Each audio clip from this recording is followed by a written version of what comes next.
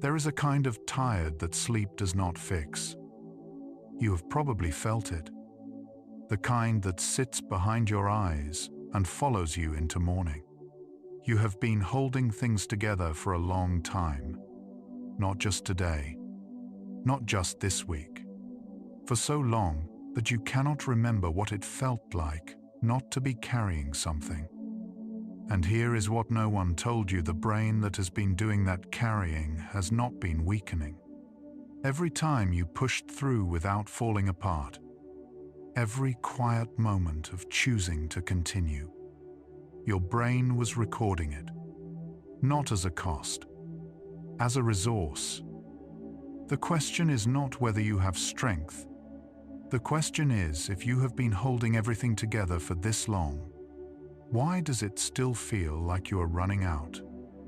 Welcome to Psychology for Sleep. Let the science answer that tonight. Slowly, gently, one fact at a time. And now we begin. Breathe out once. Slowly. You have already done the hardest part just by arriving here tonight. This quiet is entirely and completely yours now. You know that feeling when you have handled everything. The calls, the decisions, the other people's needs. And then you sit down at night and your body does not know how to stop. Science has a name for that. It is called autonomic dysregulation.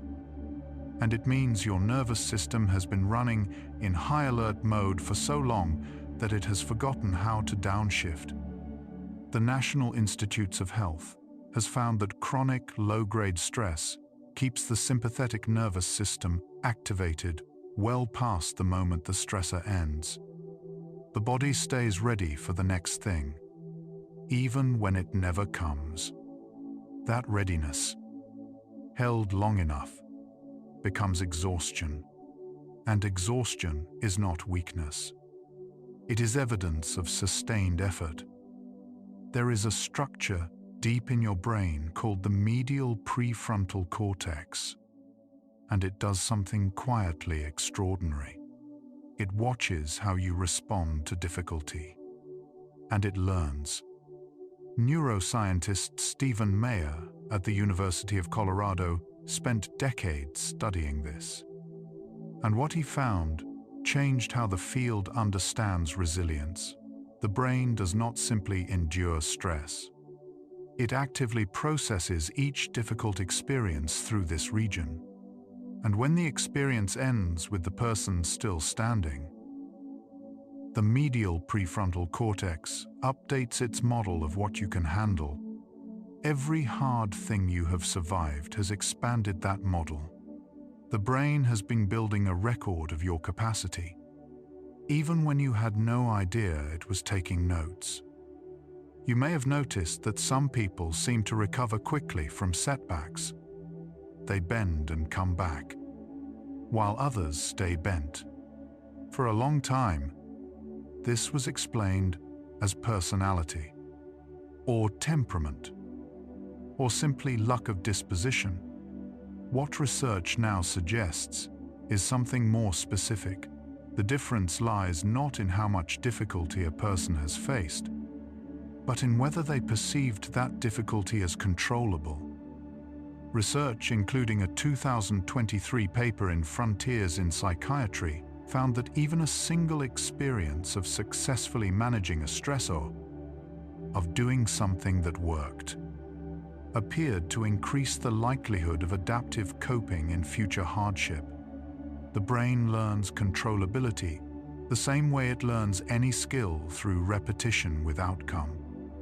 There is a reason certain memories feel more vivid than others, and it has to do with how much your brain cared about them.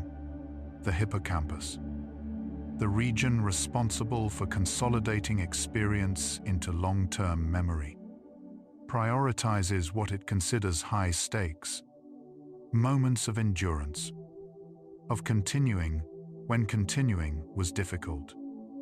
These register as high-stakes events. What this means is that the memories your brain has kept most carefully are often the ones where you were at your most strained and still did not stop. The record of your strength is stored more durably than the record of your ease.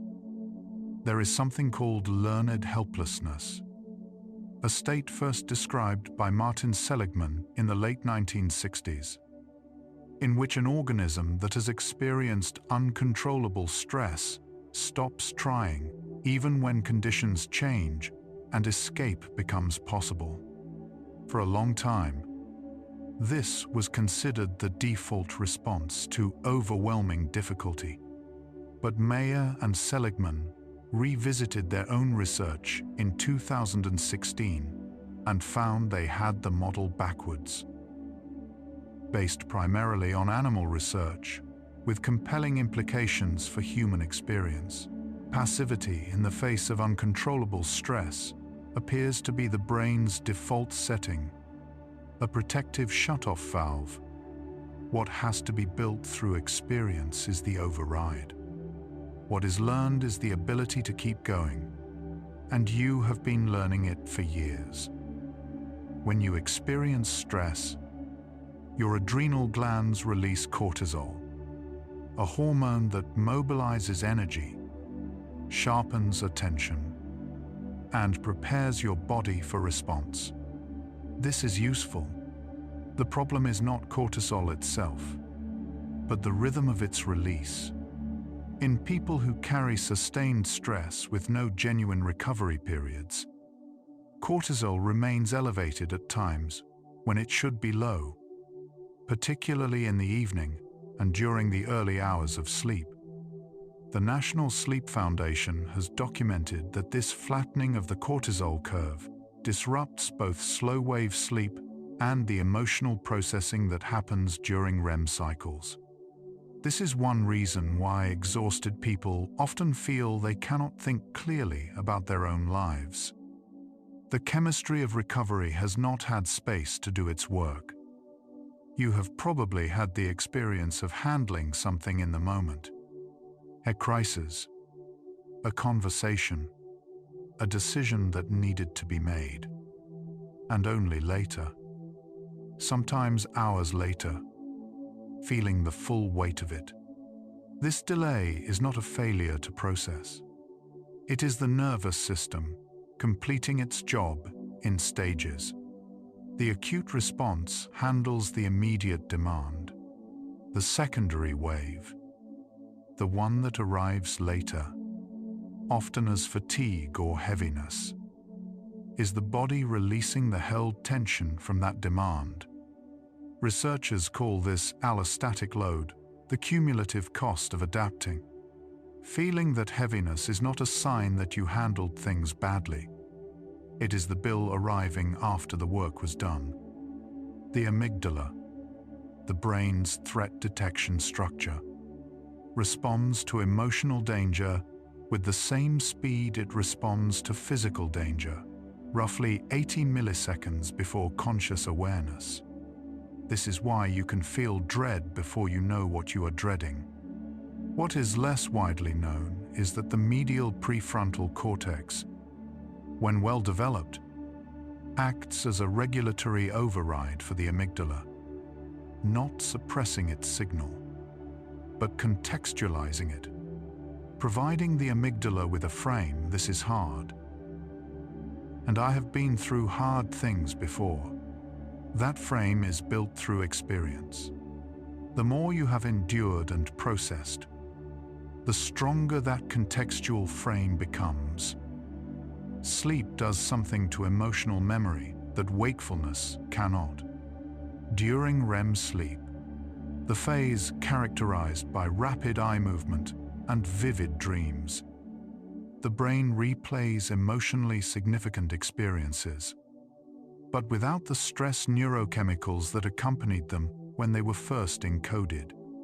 Neuroscientist Matthew Walker at UC Berkeley has described this as the brain's overnight therapy.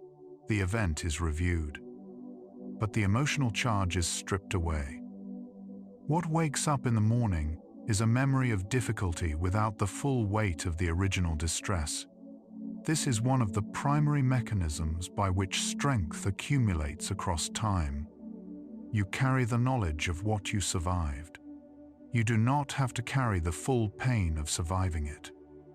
There is a protein in the brain called BDNF, brain-derived neurotrophic factor, and it functions like a growth signal for neurons. It supports the formation of new neural connections, maintains existing ones, and is released in significant quantities during and after periods of moderate stress followed by recovery. Research in neuroscience has suggested that this cycle, stress, then recovery, may support greater BDNF activity than either continuous stress or continuous ease. The brain appears to grow most at the boundary between effort and rest, and this is only the beginning of what inner strength reveals about the way sustained effort actually works. There is a part of the stress response that most conversations about stress leave out the recovery signal. When a stressor ends and the organism survives, the brain does not simply return to baseline. It overshoots it slightly. This overshoot was described by Hans Selye in his early work on stress physiology as the resistance phase of adaptation. And it is the biological underpinning of what people commonly experience as resilience. The system comes back stronger than it was before the stressor arrived. Not always by much, and not indefinitely without rest, but consistently enough that each endured difficulty leaves the system marginally more capable than it found it. The body has been doing compound interest on your hard days. The insula, a folded region of cortex tucked beneath the outer surface of the brain, processes internal body signals and integrates them with emotional experience. It is the structure responsible for what people describe as a gut feeling.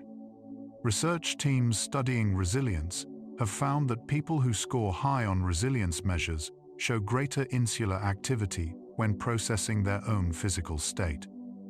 They are more attuned, not less, to what their bodies are telling them. The common assumption is that resilient people feel less. The data suggests the opposite. They feel more accurately, and they use that information. One of the most documented features of psychological resilience is something researchers call cognitive flexibility, the ability to hold multiple interpretations of a situation and shift between them as conditions change. This is not optimism. It is not the belief that things will be fine. It is the capacity to ask, what else could this mean? Brain imaging studies from researchers at Stanford have shown that cognitive flexibility activates the prefrontal cortex in a pattern distinctly different from emotional suppression. It is not pushing the feeling down, but genuinely finding another angle from which to view it. This is a skill, and like all skills, it is practiced into existence. You may have noticed that when you are deeply exhausted, small things feel larger than they should. A minor inconvenience becomes difficult to manage. A gentle question feels like an accusation.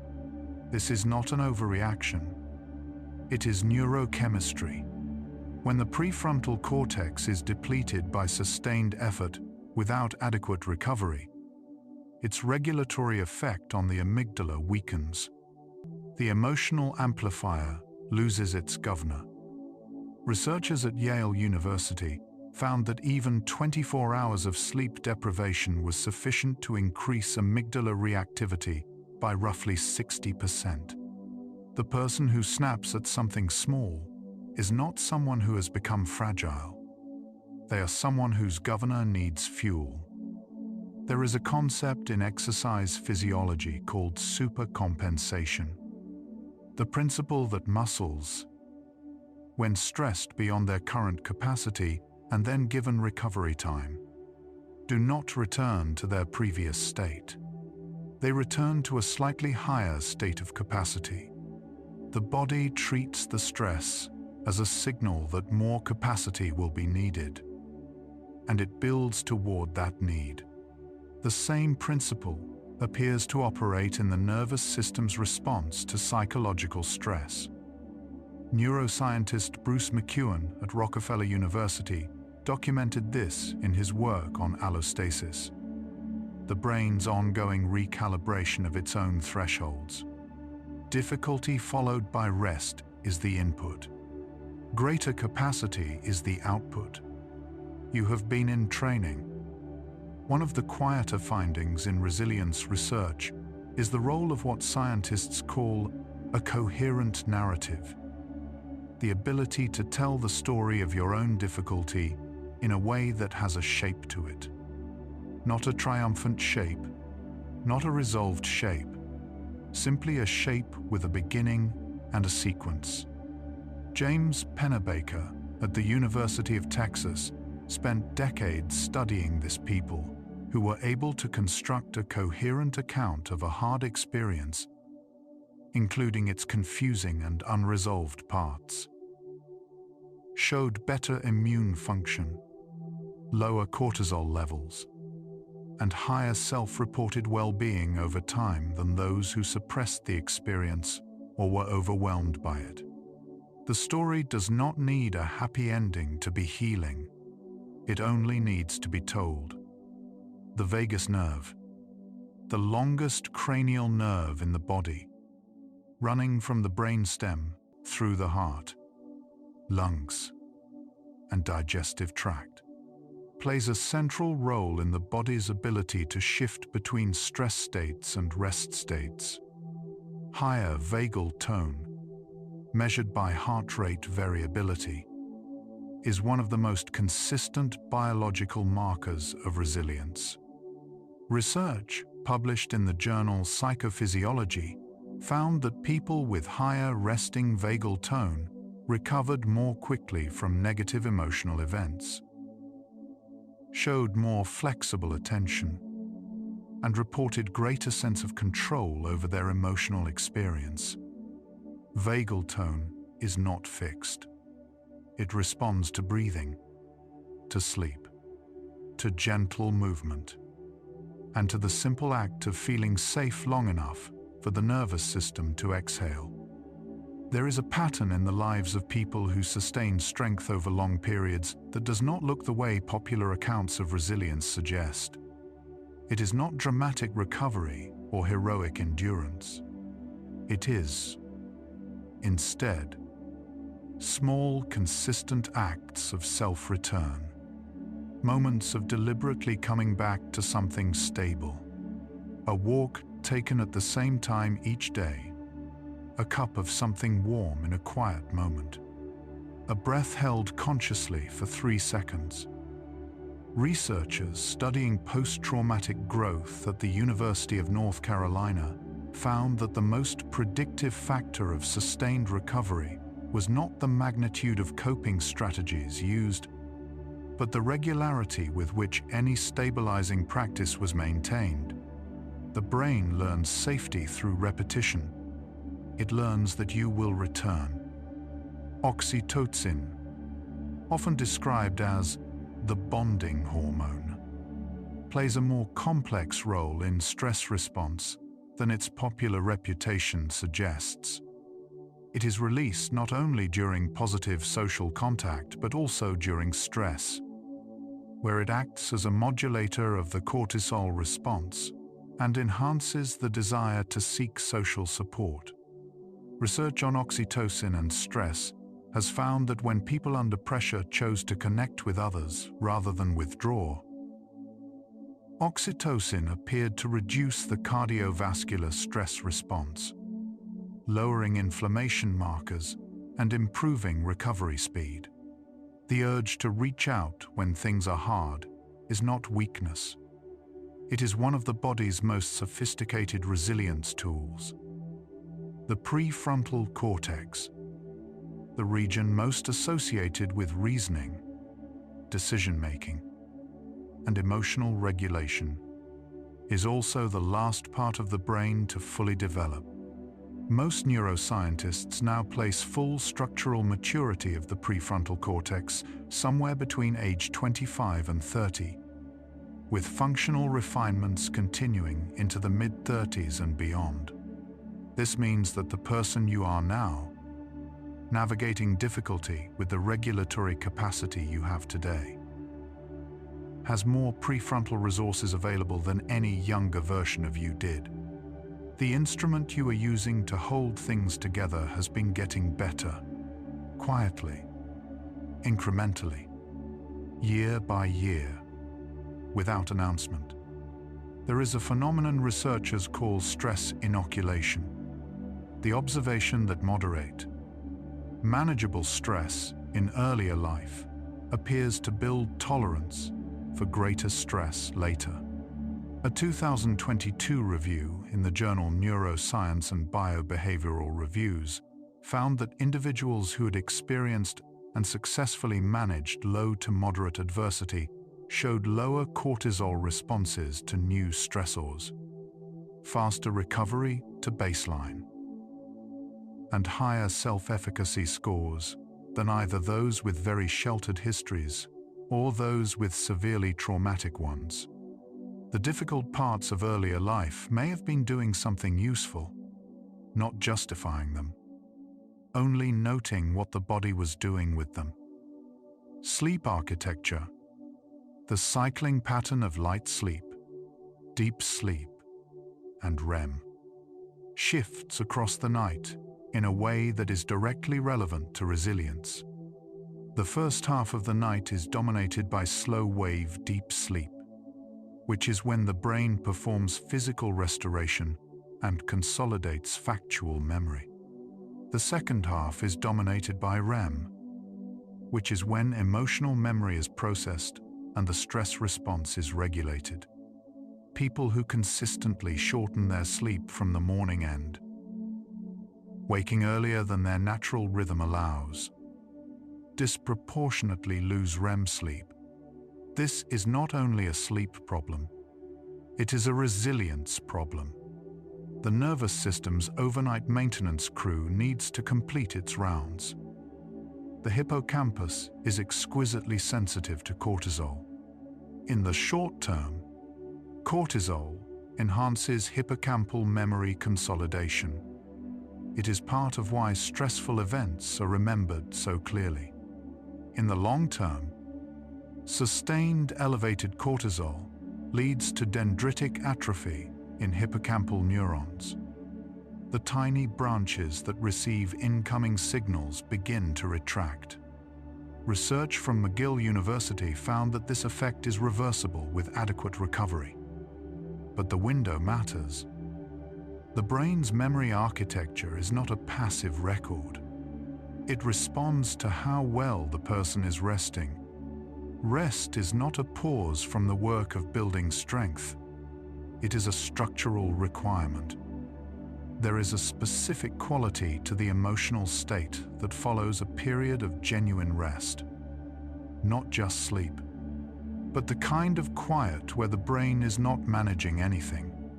Psychologist Barbara Fredrickson at the University of North Carolina developed what she called the broaden and build theory of positive emotions when the nervous system is not in threat mode. Attention widens.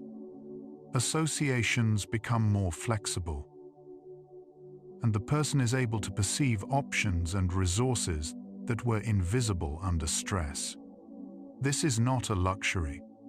It is the state in which the prefrontal cortex rebuilds its regulatory capacity. The rest is not where strength is absent. It is where strength is made. What these first 25 facts trace is something that has been happening inside you without your permission or your knowledge. Your brain has been building a structure, slowly, fact by fact, hard day by hard day, out of everything you have endured. The medial prefrontal cortex has been logging each moment you continued. The hippocampus has been preserving the record. The nervous system has been recalibrating upward. None of this required you to try harder or feel differently about what you were carrying. It happened because you were there, and you kept going. The question was never whether the strength existed. The question the next part of this hour follows is, where does it go when it cannot be felt? The brain that carries everything does not announce what it is building. It builds in the dark, the way all foundations are built. Let that thought settle for a moment. There is no need to understand it fully tonight, only to rest inside it. The next fact begins now. One of the quieter paradoxes of sustained effort is this: the harder you push without recovery, the less you are able to access what the effort has built. The medial prefrontal cortex requires glucose, lots of it, to maintain its regulatory function. Studies from the University of Nottingham found that cognitive tasks requiring emotional regulation under sustained demand depleted prefrontal glucose availability within 90 minutes, leading to measurably poorer regulatory performance. This is not a failure of will. It is a fuel problem. The governor runs out of power, and when the governor goes quiet, the amygdala speaks louder, which is why everything feels harder than it should at the end of a long stretch. There is a term in neuroscience called neural fatigue, distinct from physical fatigue, though the two often travel together. Neural fatigue occurs when a specific neural circuit has been firing repeatedly and the synaptic resources, the neurotransmitters, the ion gradients, the metabolic substrates, have been locally depleted. The circuit becomes less efficient, signals become noisier, and the person experiences this as difficulty concentrating, emotional blunting, or a vague sense of functioning below their normal level. What is being felt is not a loss of capacity.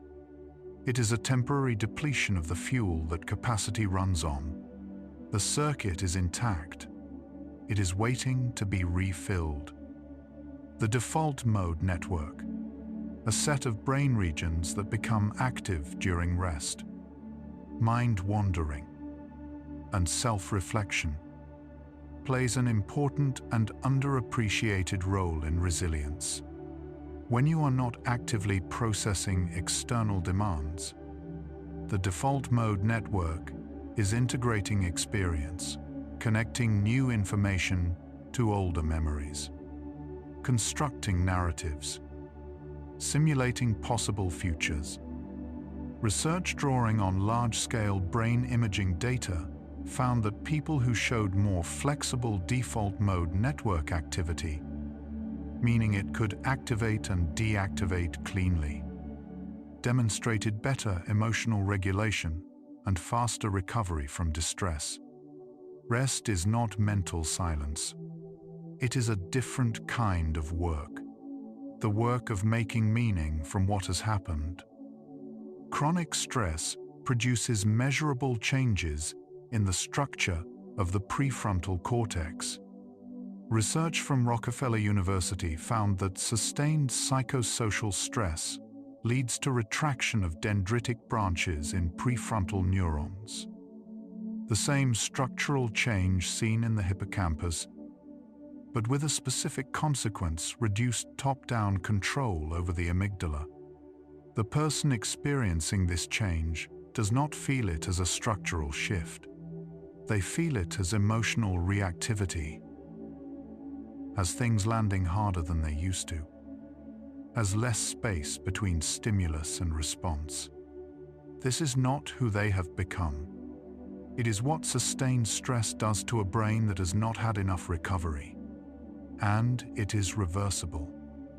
One of the most consistently replicated findings in resilience research is the protective role of what researchers call a sense of coherence, a term developed by sociologist Aaron Antonovsky in the 1970s. It has three components: comprehensibility, manageability, and meaningfulness. People who score high on sense of coherence do not have fewer hard experiences. They have a frame that makes hard experiences legible. The frame itself is a biological resource. It modulates the cortisol response and maintains prefrontal engagement during stress. Meaning is not a psychological consolation. It is a stress buffer.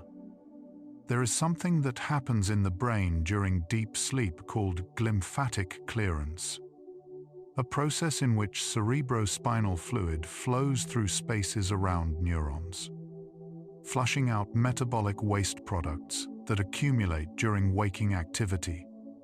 Research in both animal models and, more recently, in human imaging studies has shown that this clearance system becomes more active during sleep, helping restore the brain's cellular environment each night.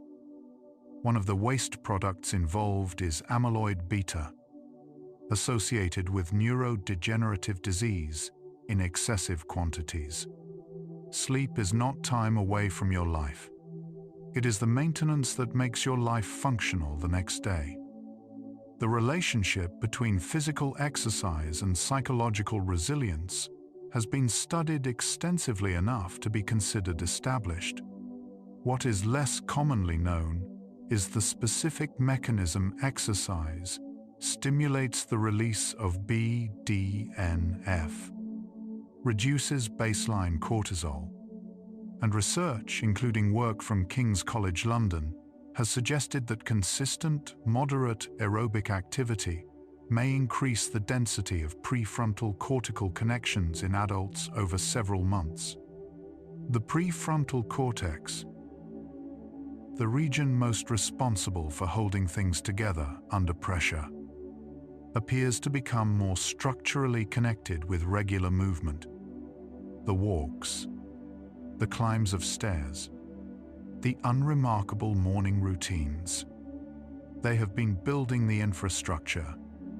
There is a specific neural phenomenon called extinction learning, the process by which fear or stress responses to a stimulus are reduced through repeated exposure without the feared consequence.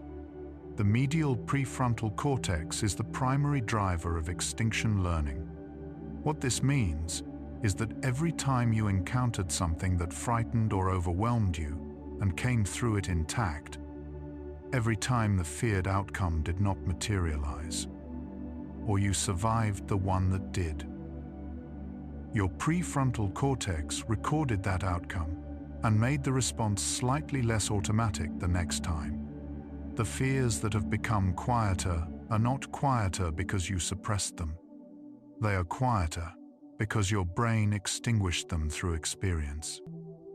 The concept of allostatic load, the cumulative physiological cost of adapting to stress over time, was developed by Bruce McEwen and Elliot Steller in the 1990s as a framework for understanding why sustained stress degrades health. What the framework also reveals is its own antidote. Allostatic load accumulates when recovery is insufficient, and it decreases when recovery is allowed. The body keeps the score, but it also keeps the restoration. Every night of adequate sleep, every period of genuine downshift, every moment the nervous system registers safety reduces the accumulated load. The ledger goes both ways. There is a psychological construct called self-efficacy, first described by Albert Bandura in the 1970s, that has proven to be one of the most reliable predictors of resilient behavior across cultures, ages, and types of adversity. Self-efficacy is not confidence in a general sense. It is the specific belief that you can do a particular thing in a particular context, based on evidence from your past performance. It is built through what Bandura called mastery experiences, not through encouragement or affirmation, but through doing things and noticing that you did them. Every time you did something difficult and it was done, that was a deposit. The account has been accumulating, night after night. During the deepest phase of sleep, the brain releases a surge of human growth hormone from the pituitary gland. Growth hormone is not only a signal for physical repair, it also mediates the restoration of neural tissue, supports synaptic plasticity, and plays a role in the regulation of the stress response during waking hours. Research published in the Journal of Clinical Endocrinology found that even one night of significantly disrupted sleep was sufficient to blunt the normal growth hormone surge by more than 30%. The body's internal repair cycle runs on a schedule, and the schedule runs at night. Researchers studying post-traumatic growth, a phenomenon first documented by Richard Tedeschi and Lawrence Calhoun at the University of North Carolina, found something that complicated the simpler narrative of resilience. Growth after adversity is not simply a return to the prior state. In many cases, it exceeds it. People who had processed difficult experiences reported not just recovery but expansion, greater appreciation for life, increased personal strength, improved relationships, and a deepened sense of meaning. The growth was not in spite of the hardship. It was in a direction the hardship made visible. Adversity, processed, does not only restore capacity, it sometimes opens territory that was previously unavailable. The immune system and the nervous system are in constant communication through a network of signaling molecules, receptors, and shared pathways that researchers now study under the heading of psychoneuroimmunology. Chronic stress suppresses immune function through sustained cortisol elevation. This is well established. What is less widely known is that recovery from stress produces an immune rebound, natural killer cell activity increases, inflammatory cytokines decrease, and the body's surveillance function is restored. The immune system is not a separate system that stress happens to affect. It is part of the same integrated stress recovery cycle. Recovery heals in more directions than we typically account for. There is something in the literature on trauma and recovery called the window of tolerance, a concept developed by Daniel Siegel to describe the zone of physiological arousal within which a person can function, process, and respond adaptively. Too little arousal, and the system collapses toward shutdown. Too much, and it overwhelms into hyperactivation. Resilience, in this model, is not the absence of activation. It is a wider window, and the window widens through two mechanisms. Safe experiences that teach the nervous system that return from high arousal is possible, and co-regulation, the physical or emotional presence of another person whose nervous system is calm. Safety, experienced repeatedly, expands the range of what can be held. Across the first 40 facts, a picture has been forming, one that looks nothing like the popular image of inner strength as something you either have or lack. What the research shows is a system, a nervous system that records experience, a prefrontal cortex that refines its own regulatory circuits, a hippocampus that preserves the evidence of survival, a body that restores itself in sleep and movement and moments of safety. Strength is not a reservoir that empties. It is a process that runs. Slower when deprived of recovery, but still running.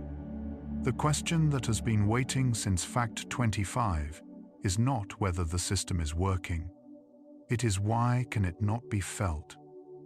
There is a gap between what the brain has built and what the conscious mind can perceive. And it is larger than most people realize. The prefrontal cortex processes experience and updates its own models continuously. But these updates do not always surface as felt confidence or accessible strength. Researchers studying implicit versus explicit self-knowledge found that people consistently underestimate their own coping capacity when asked to predict how they will handle future difficulty. But their actual behavior, when the difficulty arrives, tends to exceed the prediction. The strength is there before the feeling of strength arrives. The feeling is a lagging indicator. One of the consistently surprising findings in stress research is that the subjective feeling of being overwhelmed correlates poorly with objective measures of physiological stress load. Research on stress and self-perception has found that participants who reported feeling most at their limit showed cortisol and heart rate variability profiles that, in many cases, were indistinguishable from those who described feeling moderately stressed. The feeling of running out is not a readout of what is actually happening in the body. It is a signal generated by a tired prefrontal cortex that has run low on the certainty that things will be manageable. The signal is real, but it is not the whole story. There is a phenomenon researchers call the peak end rule, a finding from Daniel Kahneman's work on remembered versus experienced utility. People's memories of a period are disproportionately shaped by how it ended and how it felt at its most intense moment, rather than by the average of the experience across its duration. Applied to sustained effort, this means the periods of greatest strain are likely overrepresented in your subjective account of how things have been. The quieter days, the moments of managing well, the ordinary hours that simply passed. These register weekly in retrospective assessment. The internal record of what you have been through is weighted toward the hardest parts. The full accounting would be less extreme. When cortisol is chronically elevated, it affects the synthesis and activity of serotonin, a neurotransmitter central to mood regulation, feelings of calm, and the general sense that things are workable. Specifically, sustained cortisol exposure reduces the sensitivity of serotonin receptors in the prefrontal cortex and hippocampus. The result is a subjective state that feels like depletion, reduced pleasure, reduced sense of purpose, reduced confidence in one's own capacity. This is not a character state. It is a neurochemical state, and it responds to the same inputs that restore cortisol rhythm: sleep, movement, safety, and the particular kind of rest that lets the nervous system stop anticipating the next demand. There is a concept in cognitive science called cognitive load, the total amount of mental effort being held in working memory at a given time. Working memory is limited. Most research suggests a capacity of roughly 4 items at any one time, with complex items occupying more space. When people are managing sustained stress, a significant portion of working memory is occupied by monitoring for threats, tracking unresolved demands, and managing emotional regulation. This leaves less space for processing new information, for creative thinking, for seeing options. The reduced clarity that comes with exhaustion is not evidence of a weaker mind. It is evidence of a full one. Researchers studying the neuroscience of emotion have identified a process called affective forecasting error, the systematic tendency to overestimate how long negative emotional states will last and how severely they will affect functioning.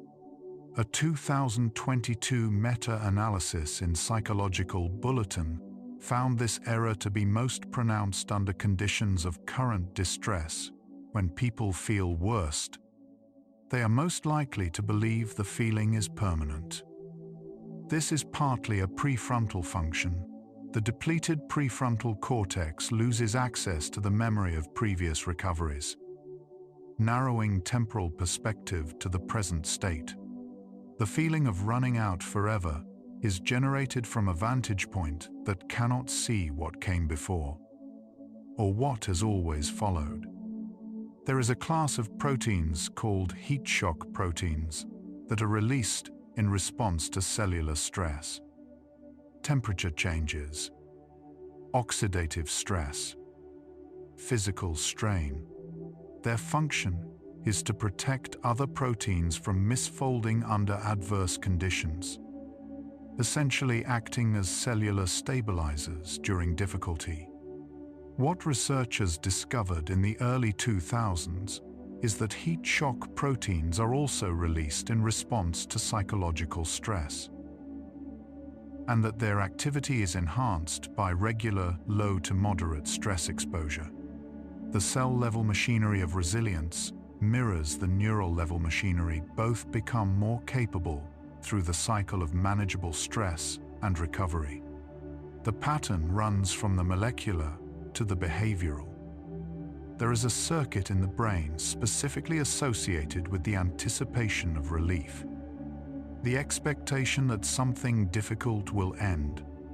This circuit, centered on the nucleus accumbens and its dopaminergic inputs, releases dopamine not at the moment of relief itself, but in anticipation of it. Research from Stanford University found that this anticipatory signal is one of the key mechanisms through which people sustain effort toward distant goals. The brain rewards the expectation of rest, not only rest itself. This is why even the thought of a morning off, a quiet evening, a night of sleep, even before it arrives, begins to regulate the stress response. The brain is already preparing. The hormone DHEA, dihydroepiandrosterone, is released by the adrenal glands alongside cortisol during the stress response, and its ratio to cortisol has emerged as a meaningful marker of stress resilience. Higher DHEA to cortisol ratios are associated with better emotional regulation, faster recovery from adversity, and lower rates of stress-related health problems. DHEA appears to have neuroprotective effects on the hippocampus, counteracting some of the dendritic atrophy that sustained cortisol exposure produces. The stress response, in other words, comes with its own partial antidote, built into the same hormonal package. The body is not only generating the problem, it is generating part of the solution, halfway through. The answer to the central question has become something specific. The reason it feels like you are running out is not that the strength is gone. It is that the system that produces and maintains strength runs on a recovery cycle. And when that cycle is interrupted long enough, the system's output becomes invisible to the person running it. The strength is being generated below the threshold of conscious access. The feeling of depletion is real. but it is a signal about the recovery cycle, not a measurement of the underlying resource. The question the second half of this hour follows is quieter and more personal. What does it actually take for the recovery to work? There is a particular quality to the middle of a long journey, when the beginning is too far back to feel and the end is still out of sight. That is exactly where the brain does some of its most important work. Not the dramatic work, the quiet structural work. Rest here for a moment. The next fact comes gently. The simplest form of recovery the nervous system knows is the breath. A slow exhale, longer than the inhale, activates the parasympathetic branch of the autonomic nervous system through direct stimulation of the vagus nerve. Research from the Huberman lab at Stanford University found that a single physiological sigh, a double inhale through the nose, followed by a long exhale, was sufficient to measurably reduce heart rate and shift autonomic balance toward rest within seconds. The body has always had a shortcut out of the stress state. It runs on a mechanism built into the respiratory system, available at any moment, requiring nothing but a breath.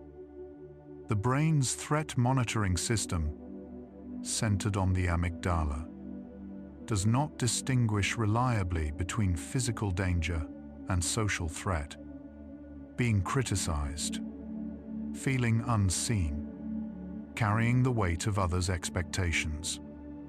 These activate the same subcortical alarm that would fire for a physical hazard. This is not an overreaction. It is a nervous system doing exactly what it was built to do. But it also means that the exhaustion from managing social complexity is not softer than the exhaustion from managing physical demand. It is the same system. The tiredness is real.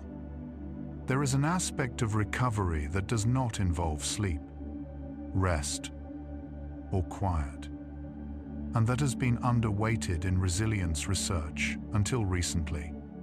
It is the experience of feeling genuinely witnessed by another person, not advised, not assessed, witnessed, heard without interpretation or correction. Neuroscientist Yuri Hassan at Princeton University has studied brain synchrony during communication when a speaker and listener are in genuine, attentive contact. Their neural activity synchronizes across regions associated with emotion, social cognition, and memory. Being truly heard is not a social comfort. It is a neurobiological event that can partially restore what sustained carrying depletes. The prefrontal cortex restores itself most efficiently during a specific phase of sleep, the transition between slow-wave, deep sleep, and REM. During this transition, synaptic connections that have been overstrengthened by the day's demands are selectively pruned, a process called synaptic homeostasis. While connections that encoded meaningful learning are preserved, the brain is not simply resting, it is editing, removing the noise from the signal, so that the next day begins with cleaner circuitry. The clarity that follows a truly restorative night is not metaphor. It is the brain having completed its editorial pass. One of the more counterintuitive findings in the study of emotional regulation is that labeling a feeling, simply naming it, reduces its subjective intensity. Matthew Lieberman at UCLA has shown that affect labeling, the act of putting words to emotional states, reduces amygdala activation and increases prefrontal engagement. Saying quietly, even internally, I am exhausted. I am overwhelmed. This is harder than I thought it would be, is not amplifying the state. It is engaging the regulatory center as a participant. The named thing is slightly less large than the unnamed thing. Language is a form of regulation. The body's circadian clock, centered on the suprachiasmatic nucleus in the hypothalamus, regulates not only the sleep-wake cycle, but also the timing of cortisol release, immune function, and cell repair. When circadian timing is disrupted by irregular sleep schedules, late-night light exposure, or shift work, the coordination of these processes degrades. Recovery becomes less efficient even when total sleep hours are maintained. Research from the Salk Institute has shown that restoring circadian regularity, consistent sleep and wake times, is one of the highest yield single interventions for reducing allostatic load. The body recovers better on a schedule it can predict. There is a quality of attention that researchers call open monitoring, a state in which awareness is broad and receptive rather than narrowly focused on a specific task or threat. Neuroimaging studies have found that open monitoring activates the default mode network while reducing activity in the task-positive network, creating conditions in which the brain can integrate experience and generate broader perspective.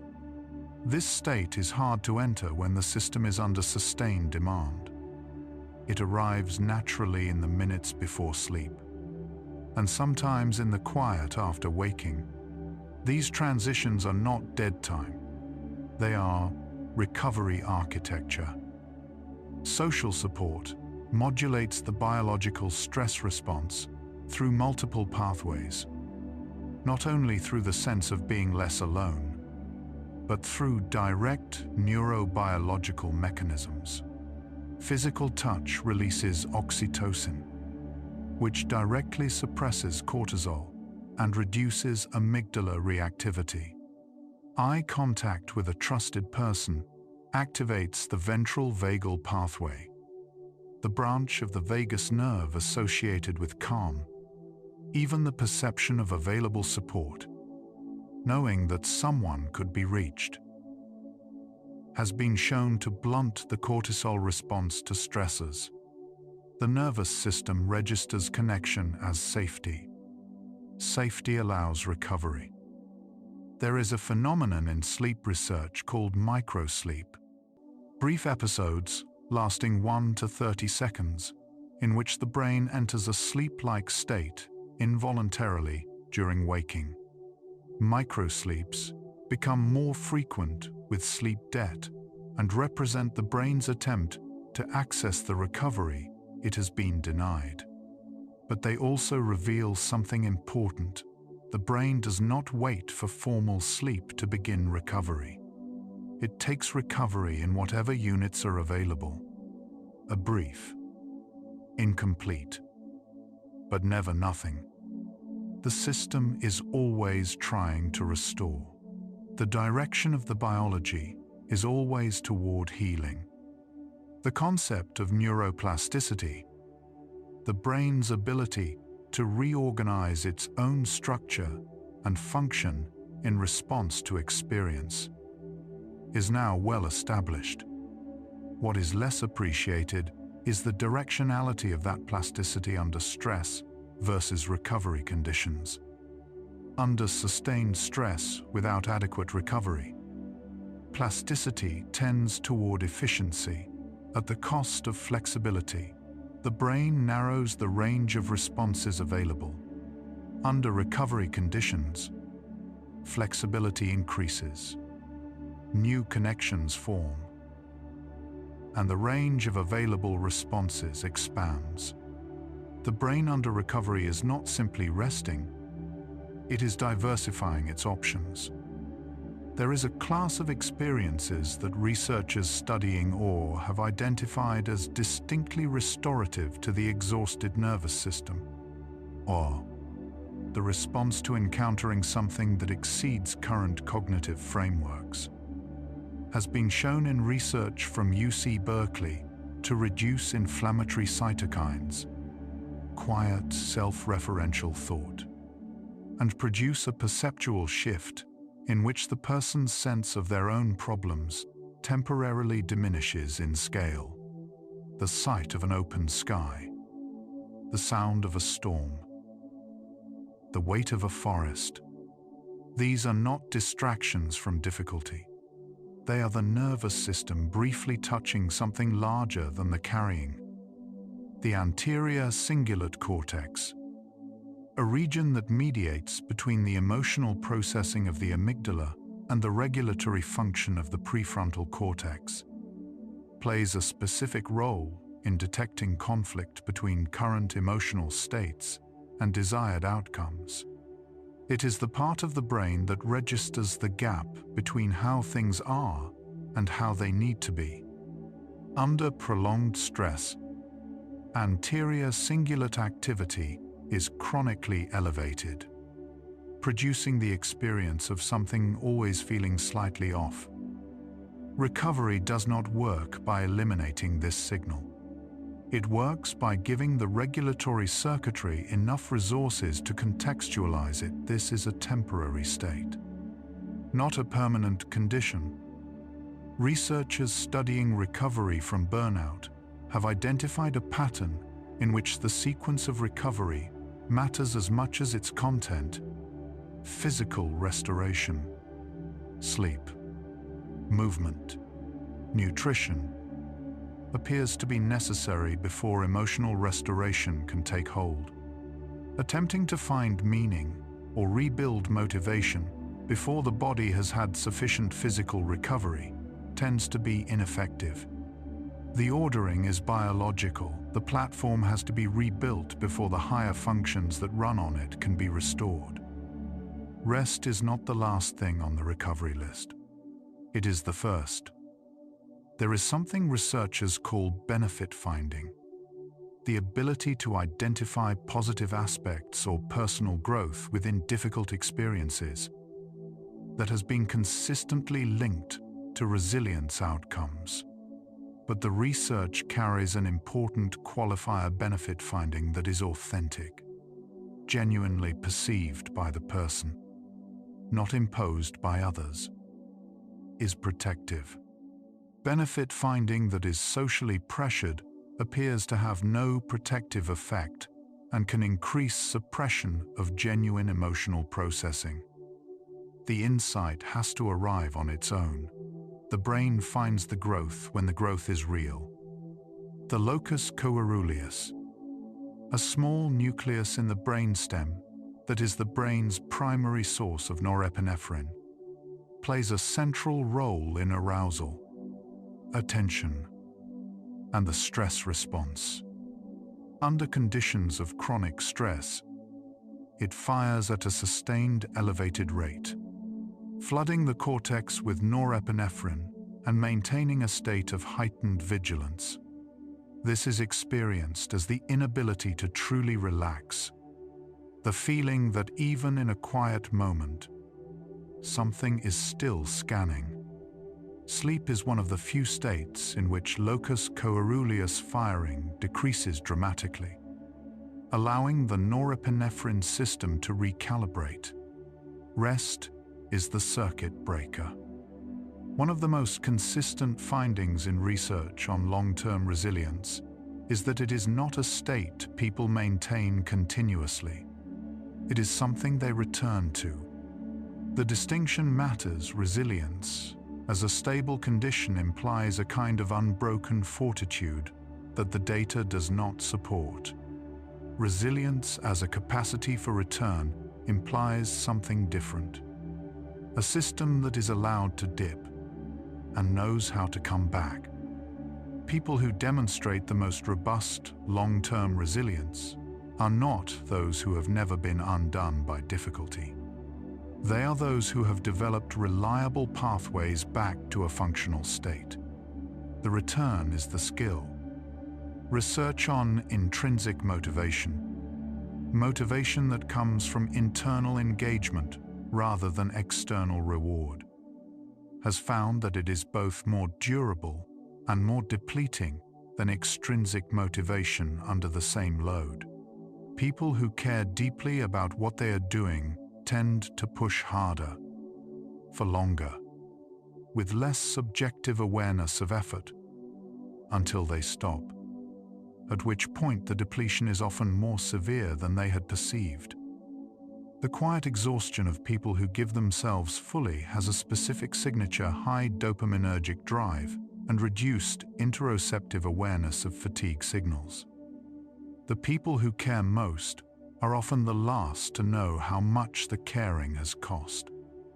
The body's inflammatory response has a direct effect on mood and cognitive function. Elevated inflammatory cytokines, including interleukin-6 and tumor necrosis factor alpha, cross the blood-brain barrier and reduce the availability of tryptophan for serotonin synthesis, producing what researchers call sickness behavior fatigue, social withdrawal, and low mood. Under conditions of chronic psychosocial stress, inflammatory markers are modestly but persistently elevated, producing a subtle version of sickness behavior that does not have an obvious physical cause, but is entirely real in its effects. The body, in sustained stress, is experiencing a kind of low-grade immune activity that colors the entire emotional landscape. Sleep spindles, bursts of neural activity during stage 2 sleep, visible on EEG as brief oscillations, play a specific role in protecting sleep from environmental disruption. People with higher sleep spindle density are better able to sleep through noise and interruptions. But spindles also play a role in memory consolidation and stabilization of learned emotional regulation strategies. A 2023 paper in Current Biology found that sleep spindle density was significantly correlated with next-day emotional regulation performance. The architecture of sleep is not homogeneous. The details of how it is structured have specific consequences for the strength of the following day. There is a concept in behavioral neuroscience called effort-based decision-making, the process by which the brain weighs the value of a reward against the effort required to obtain it, under conditions of dopamine depletion, as occurs in states of chronic stress and burnout. This process shifts the same reward, requires less effort to seem not worth pursuing. This is experienced as loss of motivation, a flattening of the desire to initiate. It is not a value change. It is a dopamine-dependent recalibration, and it reverses with restoration of dopaminergic function through sleep, through genuine rest, through experiences that feel rewarding without requiring effort. The science of social baseline theory, developed by psychologist James Cohen at the University of Virginia, offers one of the most compelling accounts of why human connection is a genuine biological resource. The theory proposes that the human nervous system evolved to expect the presence of others, and treats social connection as a caloric resource when others are available. The brain reduces its own metabolic investment in threat monitoring, isolation. In this model, is a state of elevated metabolic demand, in which the individual nervous system is doing work that was meant to be distributed. The heaviness of carrying things alone is partly an energy problem. There is a specific quality to the cognitive state that follows a period of authentic creative engagement. Writing, drawing, playing music, making something, that differs from the cognitive state following passive entertainment. Researchers studying transient hypofrontality, a temporary reduction in prefrontal activity that occurs during certain absorbed, repetitive activities have found that this state produces measurable restoration of prefrontal regulatory capacity when it follows a period of sustained high-demand work. The prefrontal cortex, paradoxically, restores itself partly by temporarily stepping back. Activities that absorb without demanding are not trivial. They are neurologically specific forms of restoration.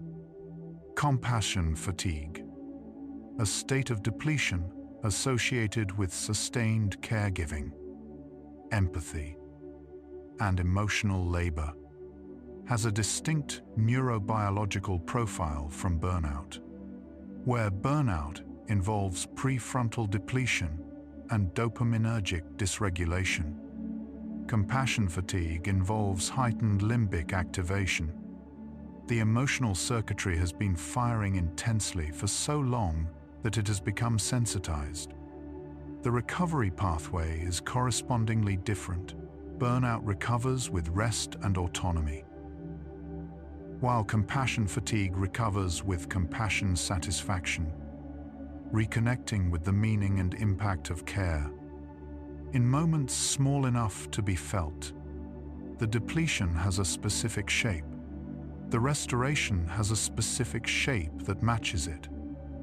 Research on the neurological basis of hope, distinct from optimism, which is a cognitive bias, and distinct from wish, which requires no agency, has found that hope activates a specific circuit involving the orbitofrontal cortex, the anterior cingulate cortex, and the nucleus accumbens. Hope is the perception that pathways toward desired outcomes exist and that the self has agency to move along them. When people feel depleted and hopeless, it is often not because valued outcomes have disappeared, but because the perception of agency has been temporarily dimmed by exhaustion. Rest restores the signal. Everything you have carried hasn't drained you. It has been training you. Rest is the part where that training finally sticks. This is not a consolation or a reframe applied to make difficulty more bearable. It is the mechanism, the medial prefrontal cortex, updating its model of capacity after each survived stressor. The hippocampus preserving the record. The nervous system recalibrating upward. BDNF building new connections in the space between effort and recovery. The remaining facts carry a different quality. Not more evidence, but the same evidence heard from a different place. A place where the building can finally be felt. Something has shifted in the last few facts. Do you feel it? Not a change in what you know. A change in where you are standing while you know it. The next fact comes from there. The brain processes safety differently than it processes danger. Danger activates a fast, automatic subcortical response. Safety is processed more slowly and requires a sustained signal to register. A single moment of calm does not convince a long-stressed nervous system that it is safe, but accumulated moments do. The body learns safety the same way it learned the stress response, through repetition, through evidence, through the slow accumulation of experiences that ended without harm. Melatonin, the hormone associated with the onset of sleep, is suppressed by light, particularly blue spectrum light, and begins rising roughly 2 hours after ambient light levels fall. But melatonin is also suppressed by stress. Elevated cortisol directly inhibits its production. This is one reason why stressed people feel alert late into the night, Even when exhausted, the sleep-initiating chemistry has been blocked by the stress-maintaining chemistry. Reducing the stress signal clears space for the sleep signal to begin. There is something researchers call tend and befriend, a stress response pattern identified by Shelley Taylor at UCLA, in which stress mobilizes toward nurturing and social connection rather than confrontation or escape. Taylor found this response is associated with oxytocin release during stress, and that people who default to it show faster cardiovascular recovery and lower inflammatory markers under pressure. The instinct to turn toward others when things are hard is not a sign of dependence. It is one of the most biologically effective stress responses known. The relationship between strength and rest is not metaphorical. During slow-wave deep sleep, the brain actively restores the synaptic connections that effortful waking activity has weakened. The synaptic homeostasis hypothesis, proposed by Giulio Tononi and Chiara Cirelli at the University of Wisconsin, holds that slow-wave sleep downscales synaptic strength to baseline, preserving the signal of what was genuinely learned while clearing the noise of incidental activation. The brain does not coast during sleep. It performs the edit that makes tomorrow's learning possible. There is a quality of attention that people who have survived long periods of difficulty sometimes describe, a particular capacity to be present with what is, without requiring it to be different. Researchers studying acceptance-based interventions have found that this quality, distinct from resignation, is associated with reduced amygdala reactivity, increased prefrontal engagement, and measurably lower cortisol responses to new stressors. Acceptance is not the end of trying. It is the neurological state that makes the next effort possible without the added metabolic cost of resistance. There is a moment in many people's experience of recovery, often small enough to miss, when the nervous system first registers that it is safe to stop scanning. Something releases in the chest or the shoulders. Researchers studying this transition have documented a measurable decrease in heart rate, a widening of peripheral vision, and a drop in cortisol within minutes of entering genuine safety. The body knows the difference between distraction and actual rest.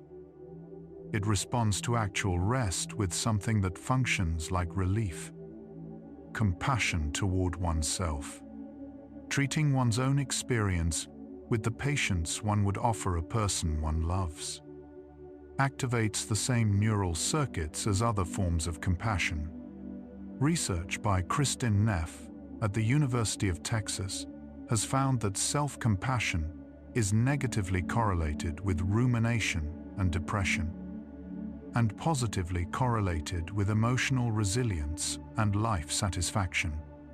The internal voice that says, "You should be stronger, further along, less affected," is not a motivating force. It is additional metabolic load on a system already working hard. The hippocampus plays a role not only in memory, but in imagination, specifically in the construction of mental simulations of possible futures.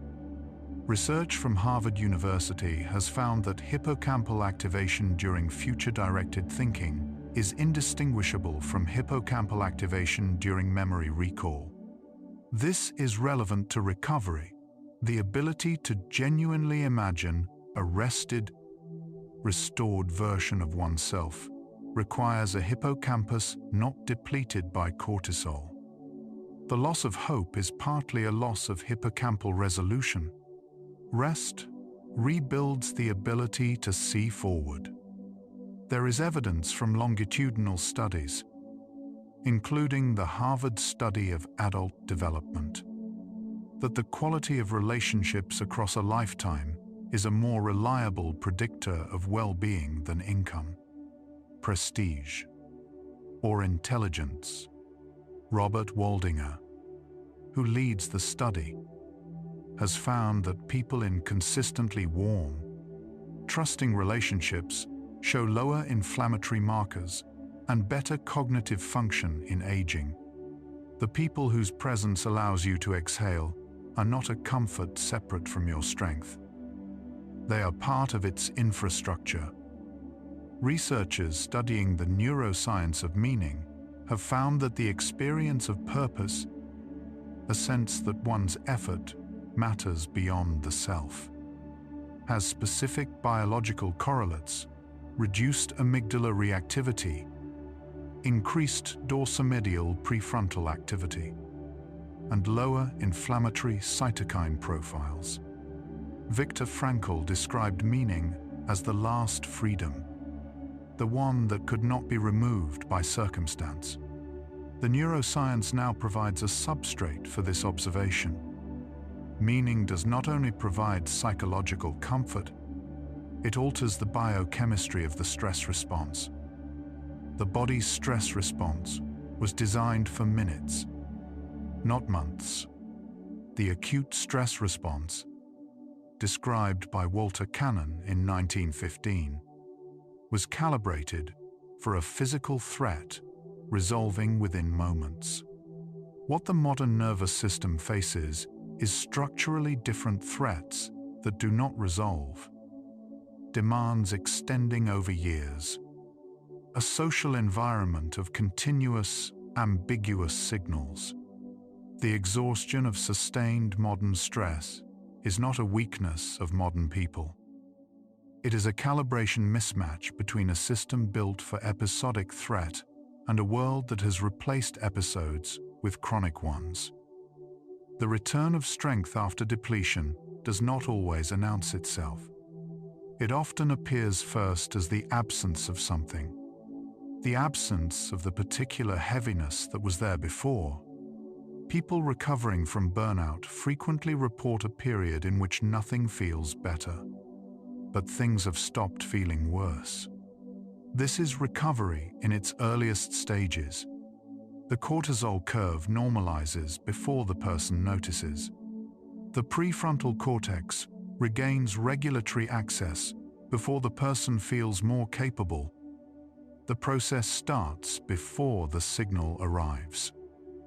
There is something called the relaxation response, first described by Herbert Benson at Harvard Medical School, a physiological state that is the direct counter to the stress response.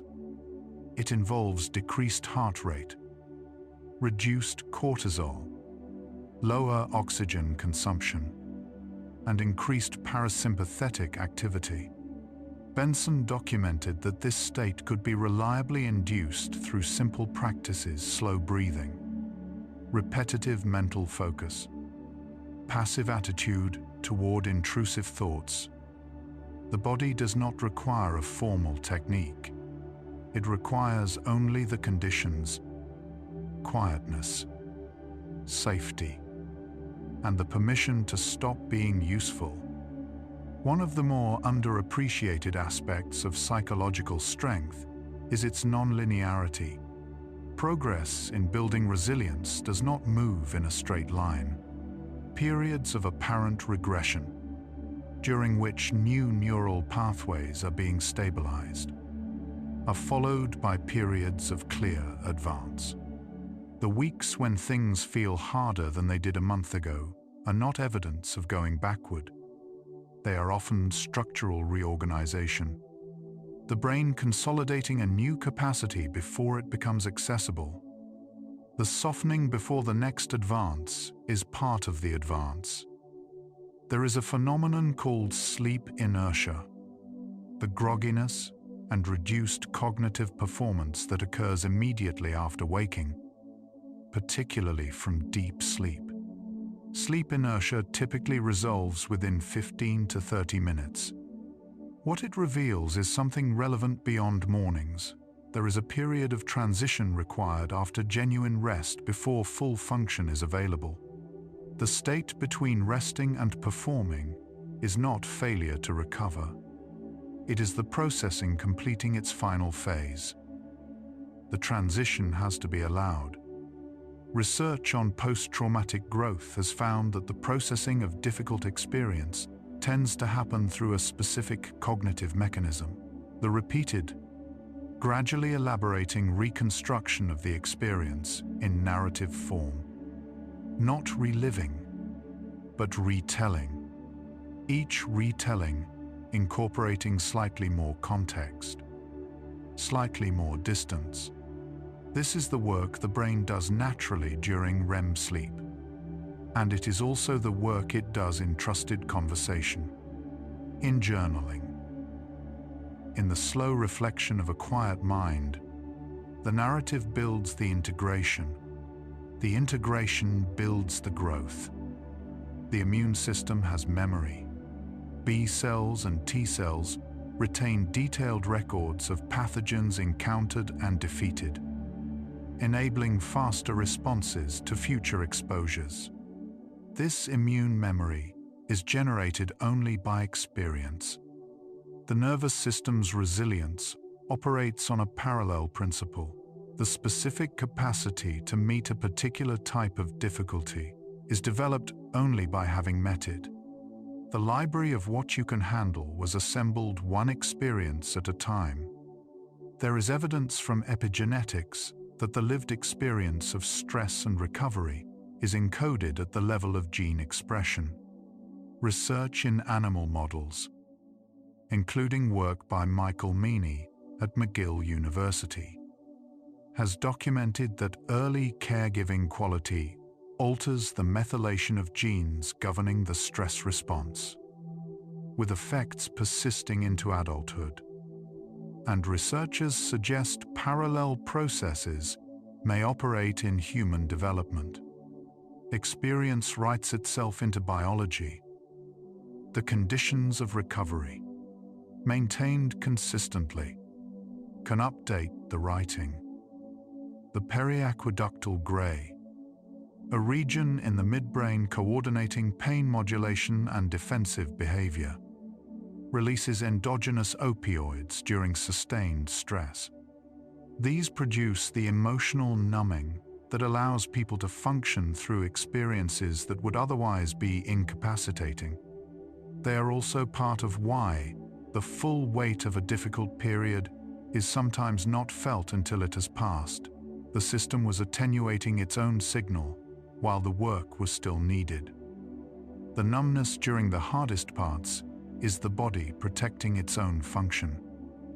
Chronic sleep deprivation, regularly sleeping under 7 hours per night, has been associated in multiple large-scale studies with increased risk of cardiovascular disease, metabolic dysfunction, and cognitive decline. Research suggests that even in adults who consider themselves highly resilient, extended periods of insufficient sleep are associated with meaningful reductions in self-reported capacity to cope with everyday stresses. The resilience that experience has built is maintained by sleep. Sleep is not a reward for having handled things. It is the condition under which the handling remains possible. There is a quality that sustained difficulty sometimes produces in people who have processed rather than suppressed it. A particular gentleness toward others who are struggling. It is not sentimentality. It is recognition. The person who has carried something heavy tends to see the weight in other people more accurately, to underestimate it less. Researchers have found that hardship, meaningfully integrated, tends to increase prosocial behavior. The carrying changes the carrier, sometimes in ways that are genuinely good. Slow-wave sleep is the phase during which the glymphatic system operates at peak efficiency. During this phase, channels along the brain's blood vessels widen, allowing cerebrospinal fluid to flush through the brain's interstitial spaces. Research in both animal models and emerging human studies suggests this process clears the molecular byproducts of a day's metabolic work. What begins the next day is a neural substrate that is physically different from the one that ended the previous one. The sleep was not passive. It was doing something specific and irreplaceable. There is a phenomenon researchers call affective adaptation, the process by which the emotional response to a repeated stimulus decreases over time, applied to negative experience. It means the weight of familiar difficulties tends to diminish as the nervous system downgrades the threat value of what it has already survived. For the low-grade pressures of daily life, this is part of what the rested nervous system does naturally. Things that were once draining become simply things that exist. The load lightens, not because it changes, but because the carrier does. The brain's baseline state, when no task is being performed, no problem being solved, is not neutral. It is a state of mild positive tone, supported by serotonergic and opioidergic activity, in which the default orientation is approach rather than avoidance. This baseline is disrupted by sustained stress and restored by sustained recovery.